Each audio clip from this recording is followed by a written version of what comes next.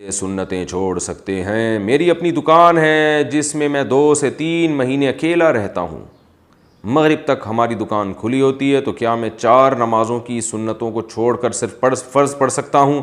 کیونکہ دکان پر رش بہت زیادہ رہتا ہے۔ عرفان ناصر، ڈیرہ اسماعیل خان۔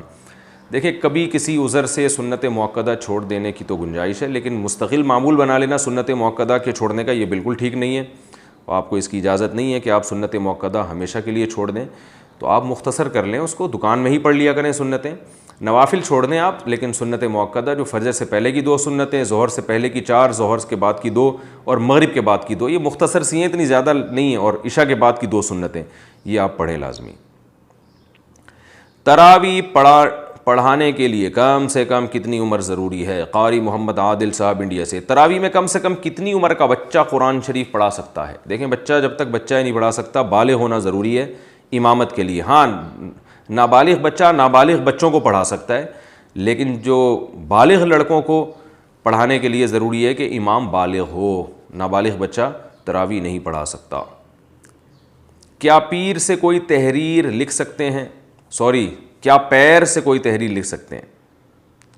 عبداللہ صاحب، کرناٹک سے۔ اگر کسی کے ہاتھ صحیح سلامت ہیں اور وہ پھر بھی پیر سے لکھ رہا ہے تو کیا شرعی حیثیت سے وہ گنہگار ہوگا؟ دیکھیں، تحریر کے ادب کا شریعت نے ہمیں حکم دیا ہے۔ قرآن مجید میں اللہ تعالیٰ نے تحریروں کی قسمیں اٹھائی ہیں، قلم کی قسم اٹھائی ہے، والقلم وما یسطرون، اور قلم کو ایک مقدس چیز قرار دیا ہے، کیونکہ قلم گواہی دیتا ہے۔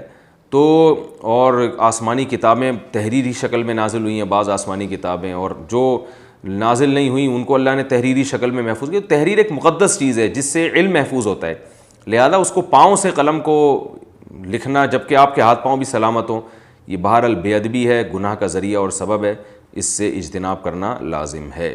ناجائز بچوں کو قیامت میں کس طرح پکارا جائے گا؟ ایک حدیث میں آتا ہے کہ اپنے بچوں کے اچھے نام رکھو، کیونکہ قیامت کے دن تم اپنے اور اپنے رب کے اپنے باپ کے نام سے پکارے جاؤ گے۔ تو جو بچے دنیا میں ناجائز ہیں وہ کس نام سے پکارے جائیں گے؟ سکندر حسین، احمد آباد سے۔